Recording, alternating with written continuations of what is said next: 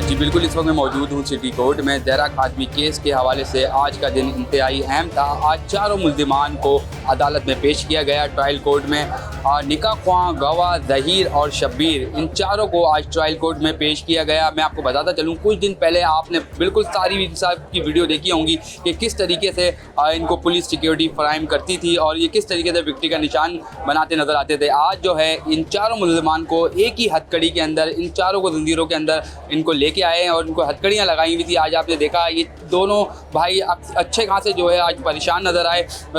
इन दोनों को जो है उन्हीं तरह ट्रीट किया गया जिस तरीके से और मुल्ज़िमान को ट्रीट किया जाता है। तो आज इन चारों मुल्ज़िमान को आज पुलिस वैन में सेंट्रल जेल से लाया गया और चारों मुल्ज़िमान को हथकड़ियाँ लगी हुई थी और आज ट्रायल कोर्ट में इनको पेश किया गया। 24 सितंबर की अपडेट दे दी गई है। 24 सितंबर को इन चारों मुल्ज़िमान को ट्रायल कोर्ट में पेश होना पड़ेगा। अब इन पे ट्रायल चलेगा। अब ट्रायल कोर्ट में इन चारों मुल्ज़िमान को पेश होना पड़ेगा।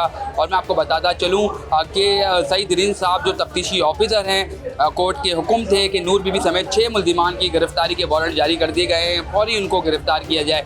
तो सईद की जानिब से जो है कहा गया कि सलाफी सूरत हाल है पूरे पंजाब में। रोड जो है उस वक्त इस पोजीशन में नहीं है कि हम बाय रोड पंजाब जा सकें, तो हमें कुछ दिन का, कुछ महीनों का और टाइम चाहिए। तो ये कह के जो है आज उन्होंने टाइम ले लिया गया है कि सलाफी सूरत हाल है, पंजाब जाना पॉसिबल नहीं है बाई रोड। तो इस वजह से जो है इन्होंने ये टाल मटोल करके इस बात को ऐसे ही जो है रफा दफा कर दिया। तो आज जो है इन चारों मुल्ज़िमान को पेश किया गया था। चारों को हथकड़ियाँ लगी हुई थी और चारों आज ट्रायल कोर्ट में पेश थे। 24 सितंबर की अपडेट दे दी गई है। 24 सितंबर को इन चारों मुल्ज़िमान को ट्रायल कोर्ट में दोबारा पेश होना पड़ेगा। जी।